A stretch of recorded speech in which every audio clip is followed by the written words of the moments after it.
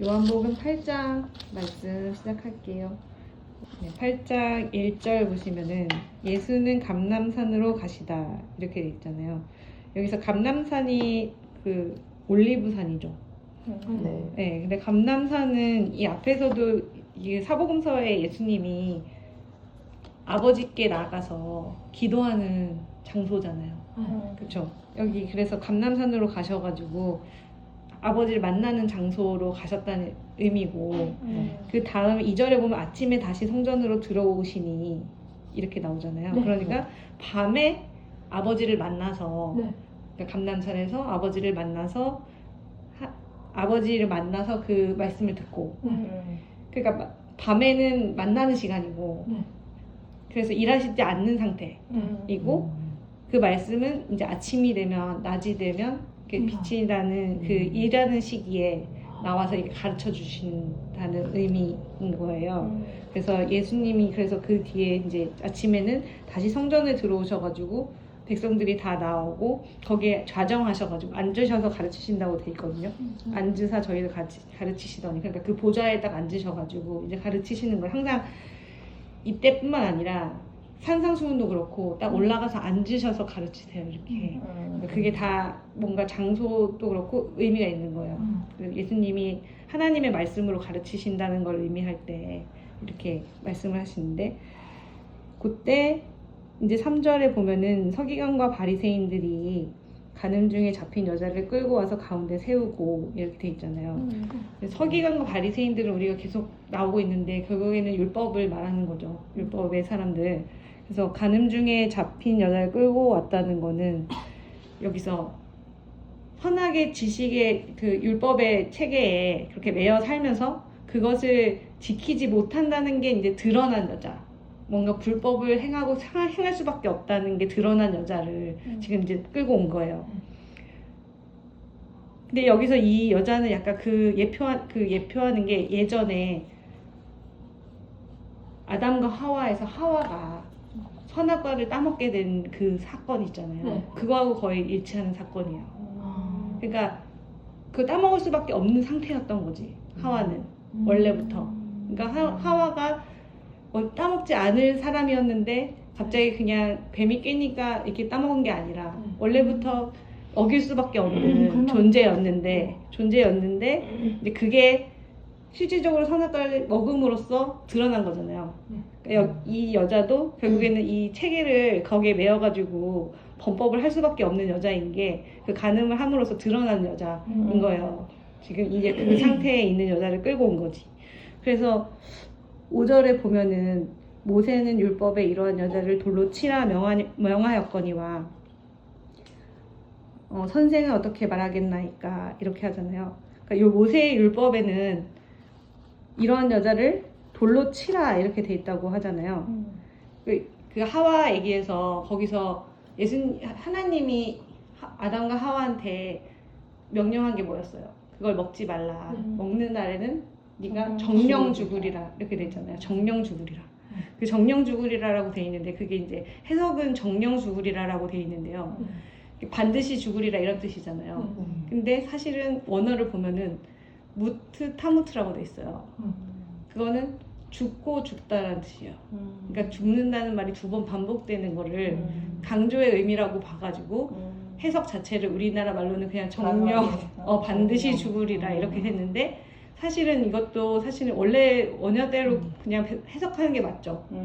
죽고 또 죽는 거예요. 2번 죽는 거예요. 그러니까 2번 죽을 것이다 라는 거예요. 그러니까 2번 죽는다는 거는 우리 거듭나기 위해서 2번 죽잖아요.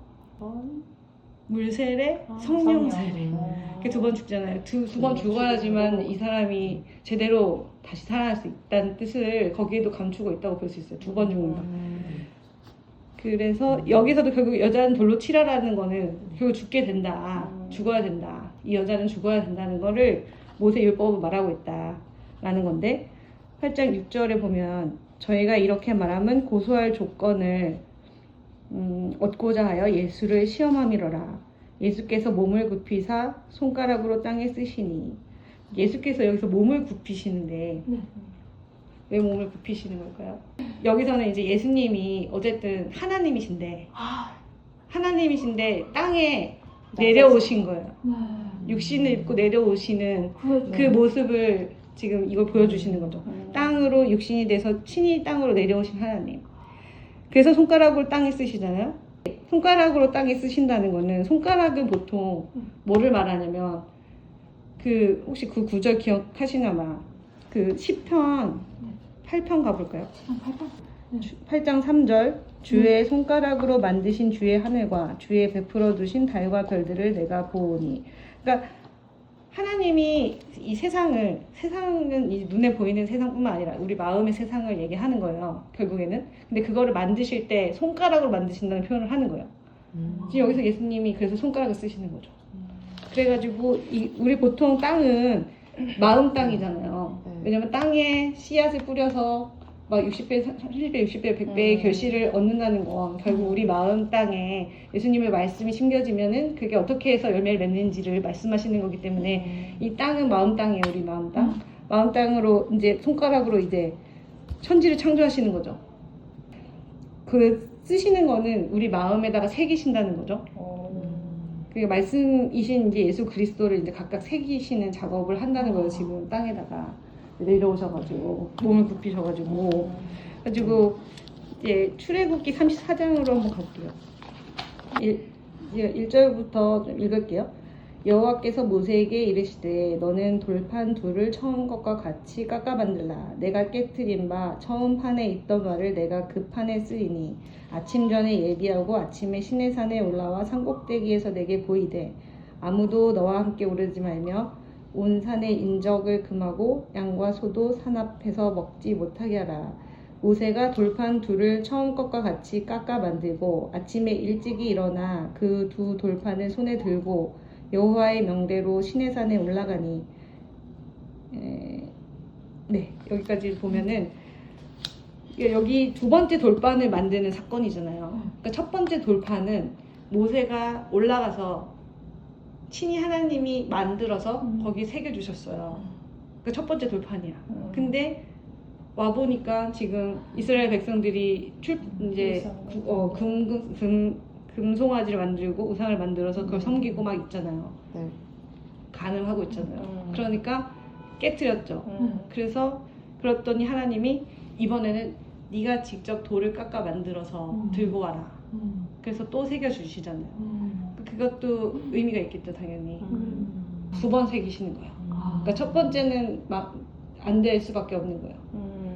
그냥 이제 새기시는데 그거는 하나님이 직접 하나님이 친히 하시는 작업이고, 두 번째 돌파는 사람이 자기 마음 땅을 갈아서 깎아 만들어서 올 때 새겨주시는 그 이제 말씀이 되는 거니까 두 번째로는 성공할 수 있는 거죠. 그러니까 그래서 두 번 할 수밖에 없는 거예요. 한 번 쓰시고 일어났다가 다시 쓰시죠, 예수님은. 근데 첫 번째로는 예수 그리스도라고 이제 당연히 같은 한 분이신데 예수 그리스도신데 한 번은 예수로 오시고 한 번은 그리스도로 오신다고 보면 되는 거예요. 첫 번째 쓸 때는 예수로 오셔서 쓰시는 거고 두 번째는 그리스도로 오셔서 쓰시는 거예요. 그러니까 첫 번째는 율법의 말씀으로 겉의 말씀으로 쓰시고 두 번째는 속의 말씀, 진리의 말씀으로 쓰신다. 두 번 쓰시고 거기에 써 있는 말씀은 십계명이죠.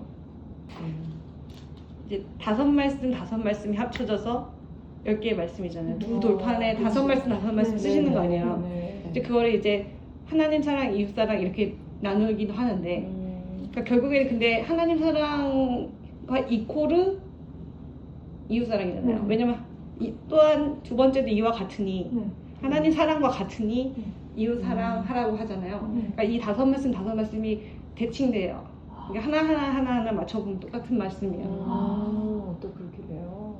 그 다섯 말씀이 그러니까 하나님으로 인해서 이제 먼저 내 의식체가 변화되고 그 다음에 이와 같은 그 하나님 또 이웃 사랑의 말씀이 또 우리의 육신적인 그 모든 행위나 이런 생각과 모든 것들도 다스리는 그 다섯 말씀이 되는 거예요. 이게 이제 완전히 이루어지면은 이제 하나님이 우리를 완전히 다스리시고 완전히 하나 되시는 그 작업이 끝나는 거죠. 그래서 그냥 첫 번째는 그래서 첫 번째 새기신 거, 첫 번째 땅에 쓰신 거, 첫 번째 돌판에 새기신 거는 예수님이 홀로 그냥 십자가 사역, 혼자 이루시는 그 십자가 사역을 말씀하신다라고 하면은 나는 아직 그걸 깨닫지 못해요. 하나님이 혼자서 하신 그냥 완전한 공로의 사역이기 때문에 나는 깨닫지 못하고 그래서 나도 변하진 않아요. 그렇지만 두 번째는 내 마음을 아까 전에 얘기했지만 깎아서 만들 때 그러니까 성령께서 임하셔서 다시 새기시기 때문에 그걸로는 내가 변화되는 거죠. 마음에 그게 달라지는 거죠. 그러니까 8장 7절 말씀 보면은 다시 요한복음 돌아가서 저희가 묻기를 맞이 아니하는지라. 그러니까 이 사람들이 이제 보니까 쓰고 있는데 계속 묻는 거예요. 그거는 결국에는 계속 참소를 하는 거예요. 율법이잖아요. 이 바리새인과 서기관들은 율법의 메인 사람들이잖아요. 그러니까 참소를 하는 거예요. 그러니까 그거에 대해서 처음 쓰셨을 때는 왜냐하면 율법의 요구가 아직 그쳐지지 않는 상태. 그냥 그 변화되지 않는 상태. 가늠한 여자가 아직 그 상태가 변화되지 않은 상태이기 때문에 그래서 율법의 요구가 충족되지 않았기 때문에 율법대로 살 수는 없는 상태잖아요. 그러니까 예수님이 그냥 덮어주셨을 뿐이지. 그 죄를 이렇게 덮어주셨을 뿐이지 아직은 그게 이루어지지 않았어요. 그러니까는 그렇게 계속 물어보니까 그 다음에 뭐라고 하세요? 이에 일어나 가라사대 너희 중에 죄 없는 자가 먼저 돌로 치라 하시고 이렇게 나오잖아요. 그러니까 다시 일어나신 거는 다시 하늘에 올라가시는 거예요. 그러니까 땅에 내려오셨다가 육신을 입고 땅에 내려오셨다가 이제 다시 하늘로 올라가셔서 하나님의 말씀을 하시는 거죠. 그래서 뭐라고 하시냐? 죄 없는 자가 먼저 돌로 치라. 그러니까 죄 없는 하나님만 심판하실 수 있다는 거예요. 죄 없는 자. 그러니까 너희들은 죄가 있으니까 그 사람들은 결국 못 치잖아요. 그러니까 하나님만 이 사람을 심판할 수 있다. 그러니까 하나님의 이제 이때에 하나님의 심판이 임한다는 거예요. 결국에는 이 여자한테 심판이 안 임하는 게 아니라 실질적으로는 하나님의 이 말씀으로 인해서 심판이 임한 거죠. 그래서 이 심판이 결국에는 이 금송아지 아까 전에 제가 얘기한 그런 만약에 두 번의 그 두 돌판 사건을 얘기한다면은 그 사이에 이스라엘 백성들이 어떻게 돼요? 심판받죠. 네. 금송아지 만든 거 관련해 가지고 치라고 하잖아요. 그 칼 들고 치라고 하잖아요. 그런 이제 어쨌든 하나님의 심판이 반드시 임한다는 이 말씀을 하시는 거고. 예레미야 31장으로 갈게요. 이거 많이 아시는 말씀일 텐데 31절부터 제가 읽을게요. 나 여호와가 말하노라 보라 날이 이르리니 내가 이스라엘 집과 유다 집에 새 언약을 세우리라. 나 여호와가 말하노라 이 언약은 내가 그들의 열조의 손을 잡고 애굽 땅에서 인도하여 내던 날에 세운 것과 같지 아니할 것은 내가 그들의 남편이 되었어도 그들이 내 언약을 파하였음이니라. 나 여호와가 말하노라 그러나 그날 후에 내가 이스라엘 집에 세울 언약은 이러하니 곧 내가 나의 법을 그들의 속에 두며 그 마음에 기록하여 나는 그들의 하나님이 되고 그들은 내 백성이 될 것이라.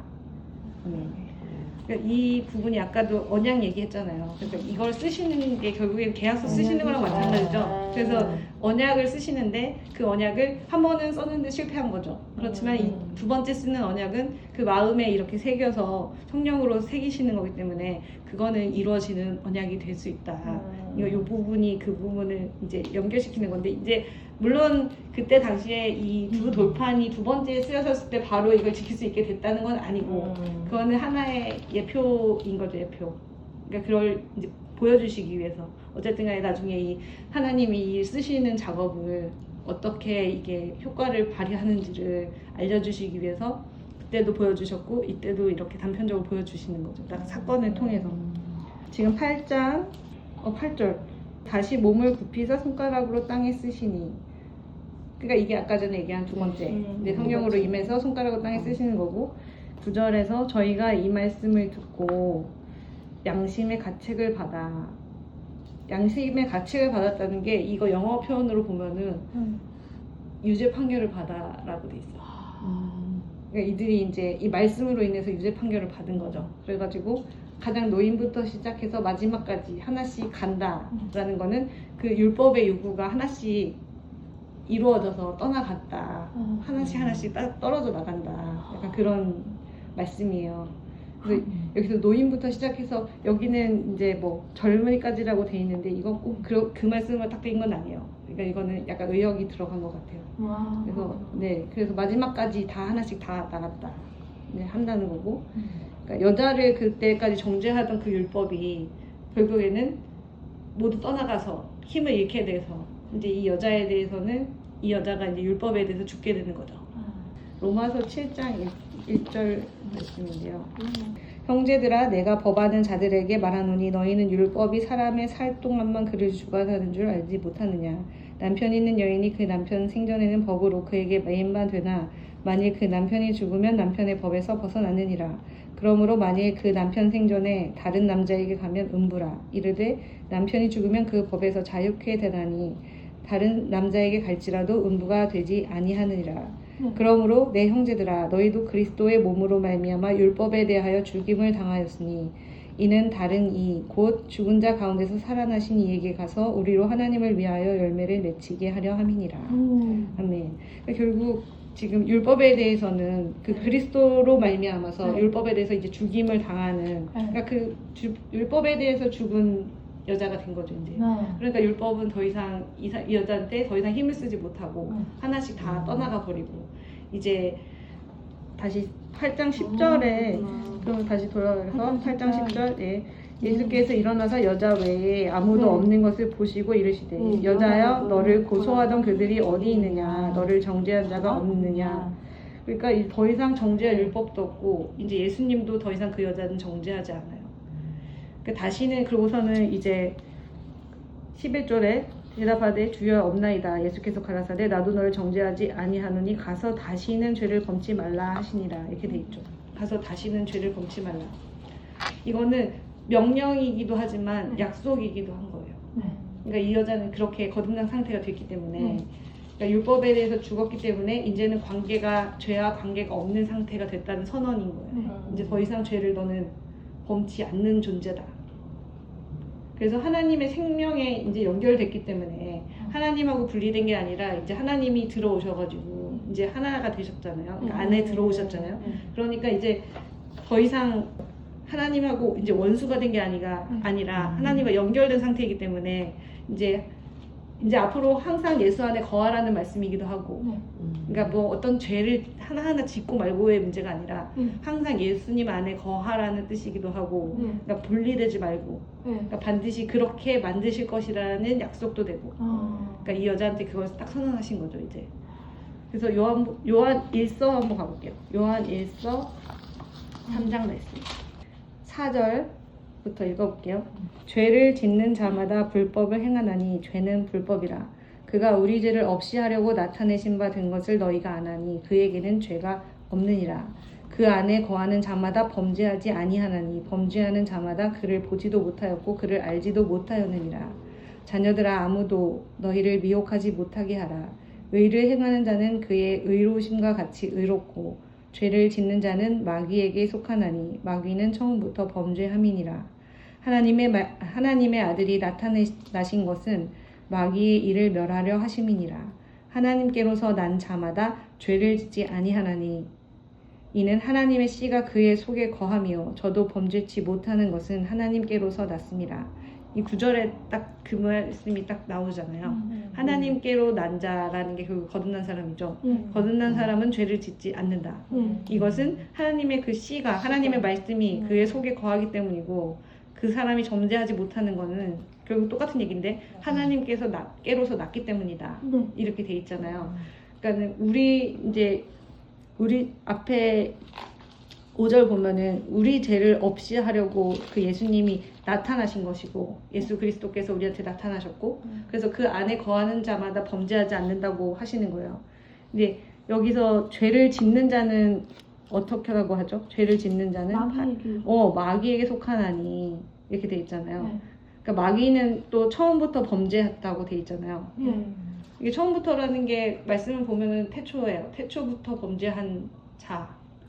마귀는 사실 태초 우리 지금 창세기에 나오는 그 이전부터 이미 범죄한 사람이잖아요. 사람은 아니죠.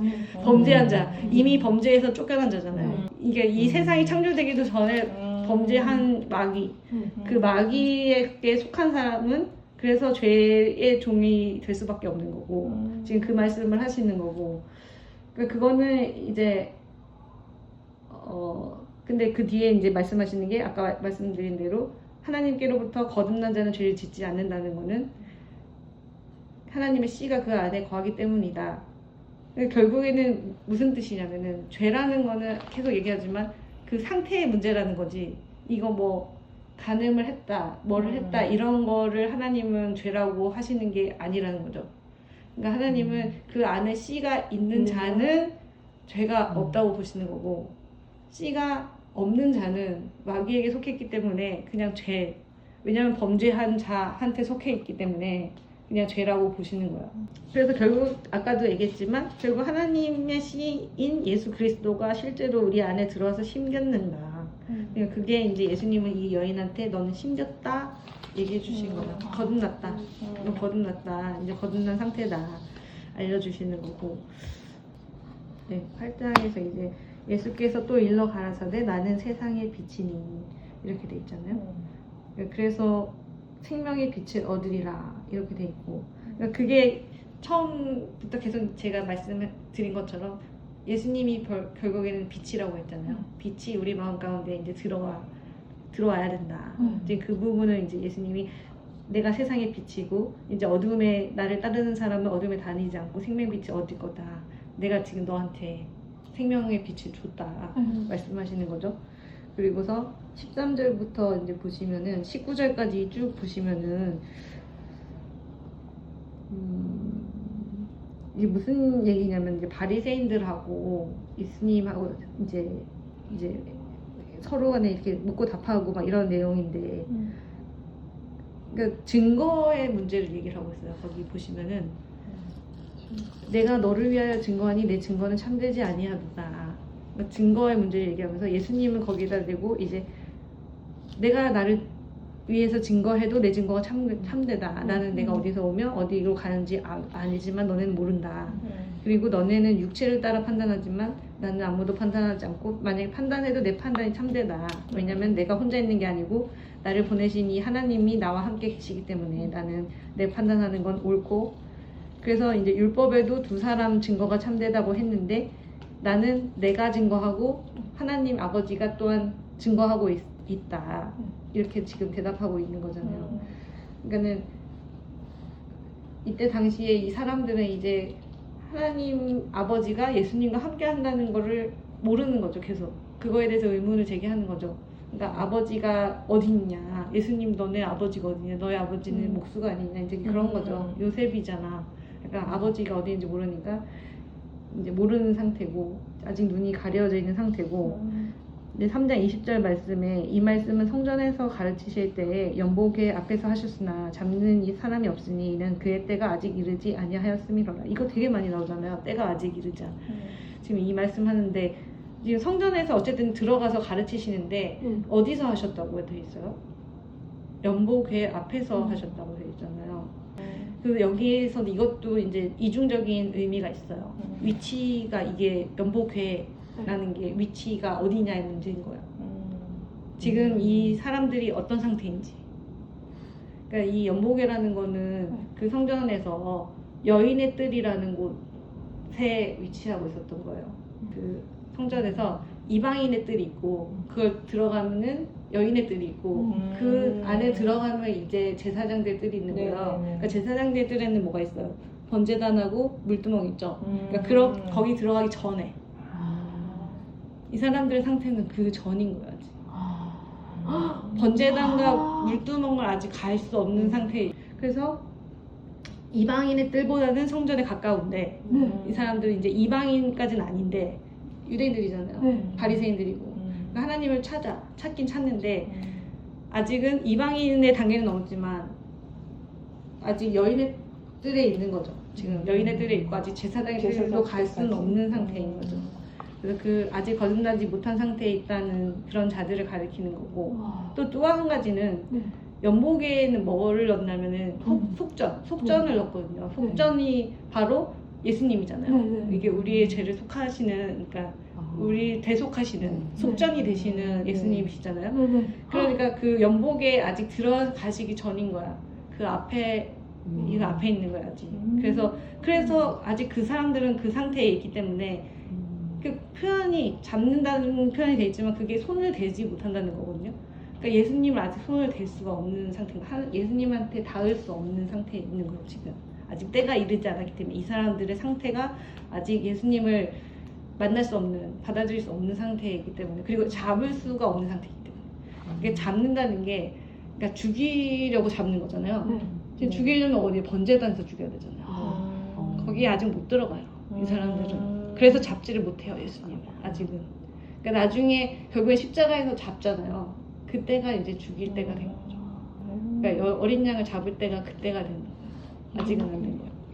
자, 그래서 21절부터 27절까지 말씀은, 그래서 또 예수님이 이제 답답한 거야. 그러니까 이 사람들한테 계속 얘기하시잖아요. 이제 내가 가리니 너희가 나를 찾다가 너희 죄 가운데 죽겠고 나이 가는 곳에는 너희가 오지 못하리라. 그러더니 왜 그러니까 또 궁금해하고 뭐 저가 자결하려는가 그런 얘기하고 막 그러니까 너희는 아래에서 났고 나는 위에서 났고 너희는 이 세상에 속하였고 나는 이 세상에 속하지 아니하였다. 계속 똑같은 얘기 하시는데 아직은 너희는 세상에 있고 나는 하늘에 있어. 계속 나는 위에 있고 너희는 아래에 있어. 너희는 땅에 속하고 난 하늘에 속했어. 그러니까 너희하고 나하고는 이 완전히 분리돼 있어. 지금 그 얘기를 계속 하시는 거고. 24절에 보면은 24절에 이러므로 내가 너희에게 말하기를 너희가 너희 죄 가운데서 죽으리라 하였노라.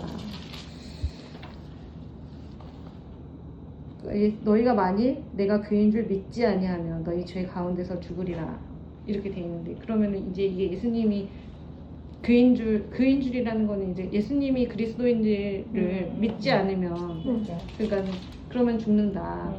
죽을 수밖에 없다. 그러니까 믿지 않으면 제가 몇 번 강조했는데 믿는다는 게 무슨 뜻이라고 했죠? 그러니까 받아들인다는 거예요. 믿는다는 말을 바꿔서 영접으로 써야 돼요. 영접. 예수님 영접하는 게 믿는 거잖아요. 영접하는 것도 그냥 내가 그렇게 믿어가 영접이 아니라 진짜로 예수님이 나를 들어올 때 그게 영접이고 믿는 거였잖아요. 그러니까 그렇게 되지 않으면 제 가운데서 그냥 지금과 같이 하나님과 분리된 상태에 세상에 속해 있기 때문에 그냥 죽을 거다 너는. 왜냐면 멸망일 수밖에 없잖아요. 세상은 멸망당하니까. 지금 그렇게 될 수밖에 없다는 거고. 25절에 저희가 말하되 내가 누구냐 그랬더니 예수님이 나는 처음부터 너희에게 말하여 온 자니라. 하나님. 그렇죠. 그래서 여기서 이제 예수님이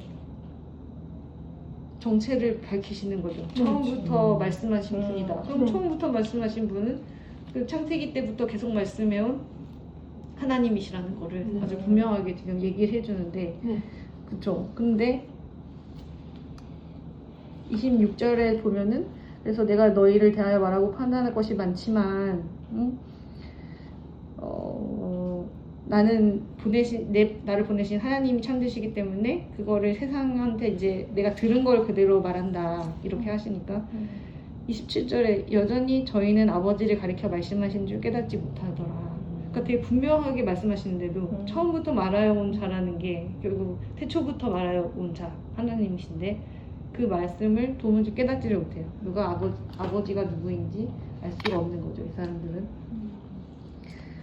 그래서 28절에 그래서 이후에 이게 예수께서 가라사대 너희는 인자를 든 후에 내가 그인 줄을 알고 또 내가 스스로 아무것도 하지 아니하고 오직 아버지께서 가르치신 대로 이런 것을 말하는 줄도 아니라. 여기서 이제 또 가르쳐 주시죠. 인자를 든 후에가 그거잖아요. 십자가에 못 박히신 거잖아요. 그러니까 십자가에 못 박히시면 이제 그때서야 너희들은 알 수 있게 된다. 지금 상태에서 너희는 절대 알 수 없고 이제 십자가 사건이 있어야지만, 또 출애굽에서 얘기하면 6월절 사건이 있어야지만, 즉 여인의 뜰에서 성전뜰로 그 나아가는 그 번제단을 통과해야지만 이제 알게 된다. 지금 그 말씀을 하고 계시는 거예요. 그리고 31절에 보시면 그러므로 예수께서 자기를 믿은 유대인들에게 이르시되 너희가 내 말에 거하면 참 내 제자가 되고 진리를 알지니 진리가 너희를 자유케 하리라. 여기서 좀 이상하지 않아요? 예수를 믿은 유대인들에게 이렇게 말씀하시잖아요. 이게 그러니까 아직 왜냐면 그 뒤에가 뒤에 31절 보면은 너희가 내 말에 거하면 참 내 제자가 되고 그러니까 아직 제자 안 됐다는 거예요. 믿었다고 하는데 이 사람들은 예수님을 분명히 거부한 게 아니라 예수님의 말을 믿었는데도 이 사람들은 아직 제자가 아니고 무리인 상태라는 거예요. 지금 말씀하시는 게. 그래서 여기서의 믿는다는 거는 아까 얘기한 그 예수님을 영접했다는 뜻이 아니고 그러니까 그 아까 전에 24절에서 말한 이제 예수님을 믿었다는 그 믿음이 아니라 여기서는 이거는 그냥 순수하게 진짜 우리가 생각하는 그 자기 믿음을 말하는 거죠. 그래가지고 여기서는 예수를 믿는 것은 예수님이 내 안에 들어오신 예수를 믿는다는 게 아니라 밖에 계신 예수를 믿는 거예요.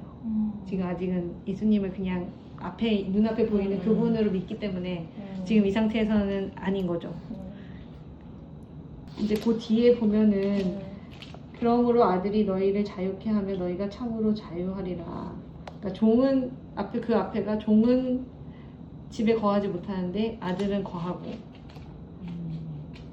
그리고 또 이제 그 뒤에 이제 자유하게 된다. 지금 이 말씀을 하고 있잖아요. 그러니까 이제 진리의 말씀을 이제 듣게 되면은 이제 그 뒤에 이제 말씀을 듣게 되면 그 뒤에 이제 제자가 되고. 그러면 이제 진리를 알게 되고 그럼 그게 이제 가득 차게 되면 순서를 계속 얘기하시는 거예요. 가득 차게 되면 그러면 하나가 되면 죄로부터 완전히 자유하게 된다. 그러니까 죄 사함으로부터 시작해서 죄 없이 함까지 가야 된다는 거죠. 우리가 예수님이 길이요 진리요 생명이라고 하는 것도 순서잖아요. 길을 따라가서 진리의 말씀을 가득 차면 생명으로 이르는 거잖아요. 하나님의 생명으로 가득 차시는 거. 그래서 이게 결국 예수 그리스도 그분으로 인해서 이제 이 일이 차근차근 일어날 것이다 라는 것이고 34절 아까 얘기한 거에서 여기 보면 죄를 범하는 자마다 죄의 종이다 라고 돼 있고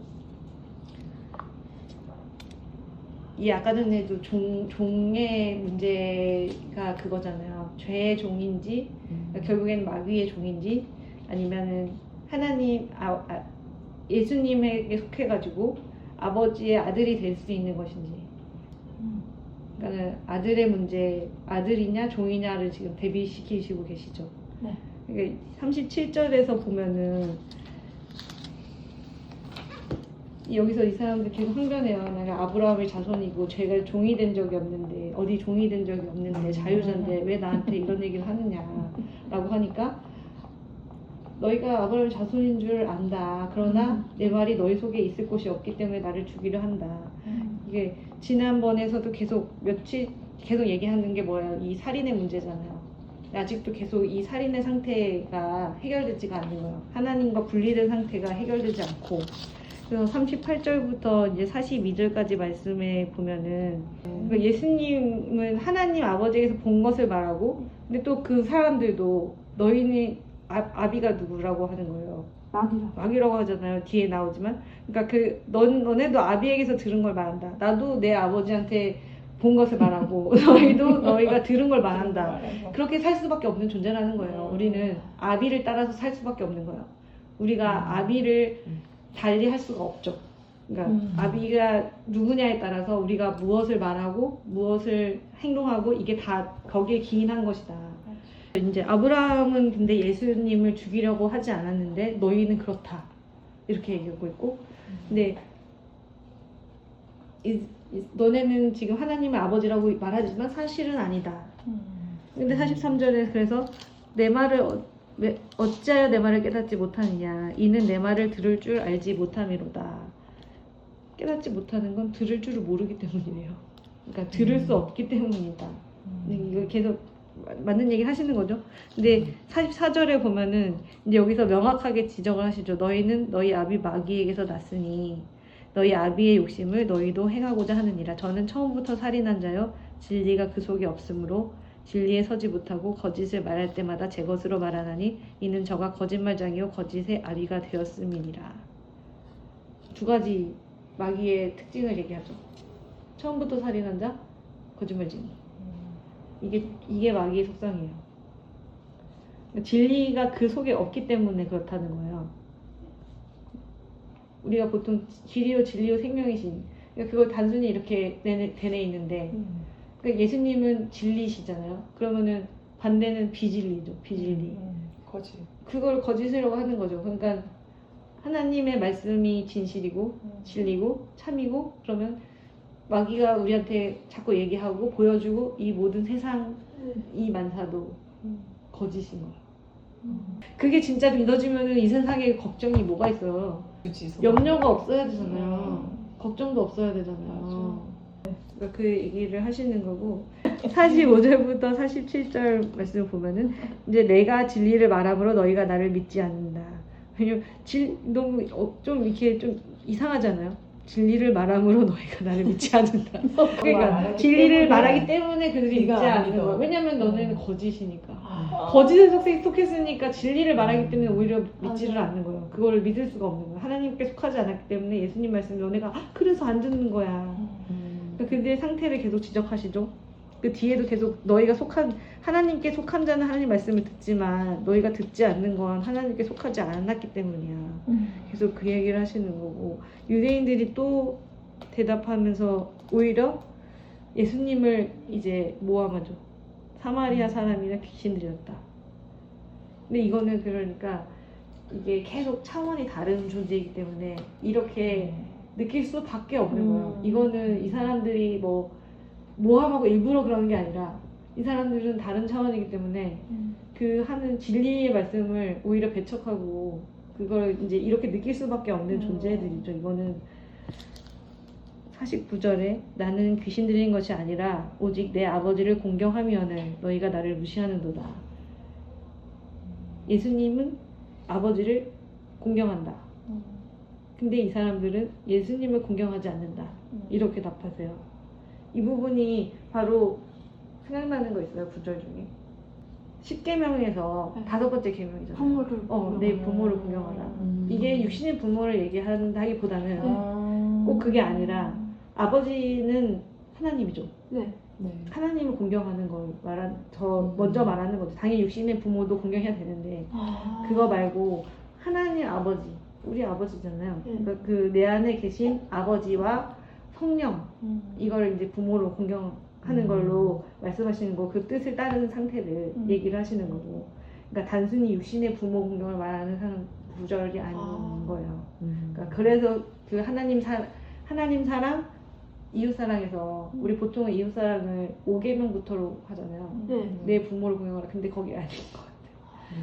1계명부터 5계명까지가 하나님 사랑 부분이에요. 거기서 완성되는 거예요. 이렇게 단계로 가면은 안식이 돼서, 그러니까 싸워서 이겨서 안식이 되면 부모를 공경한 상태가 되는 거죠. 하여튼 그게 또 연결돼요. 그래서 10계명에서 같이. 그래서 51절 보시면은 진실로 진실로 너희에게 이르노니 사람이 내 말을 지키면 죽음을 영원히 보지 아니하리라. 그러니까 예수님의 말씀을 지킨다. 지키는 건 우리가 잘 알잖아요. 그냥 막 열심히 지키는 거 말고 간수한다는 뜻이죠. 간수하고 간직하게 되면 예수님의 그 말씀이 내 안에 들어와서 그 있는 것을 잘 간직하면 죽음을 보지 않는 거예요. 그러니까 들어왔으니까 다시 태어났으니까 당연히 죽음을 안 보죠. 그래서 예수님의 생명이 심겨졌다고 아까 말씀한 거잖아요. 그러니까 다시 죽음을 보지 않는다. 그랬더니 이제 또 논쟁이 있어요. 그러니까 조상 아브라함 얘기를 했잖아요.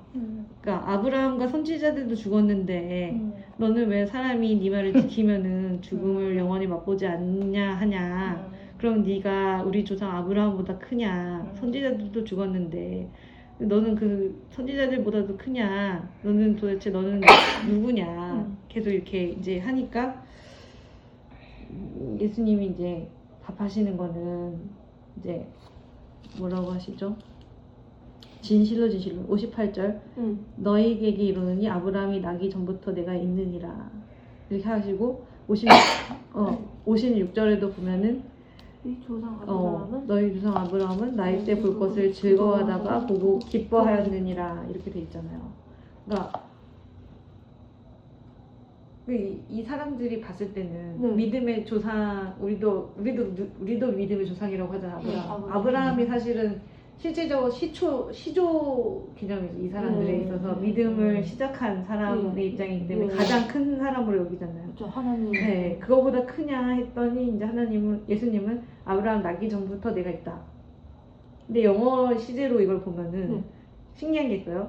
아브라함이 이제 과거 시제로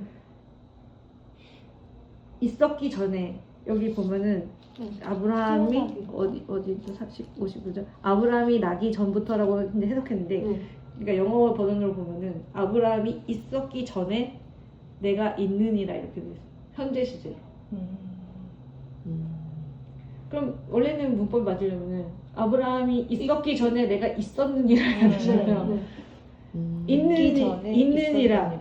지금 계속 있느니라. 이렇게 에고의 힘이 이기죠. 나는 나다. 나는 원래 그냥 존재한다. 나는 존재한다. 이런 이제 하나님의 선언인 거죠. 이거나 하나님. 내가 아브라함이 있기 전부터도 그냥 나는 그냥 하나님. 처음부터 지금까지 계속 있고 영원히 있을 분이다. 그 말씀을 답을 하신 거고.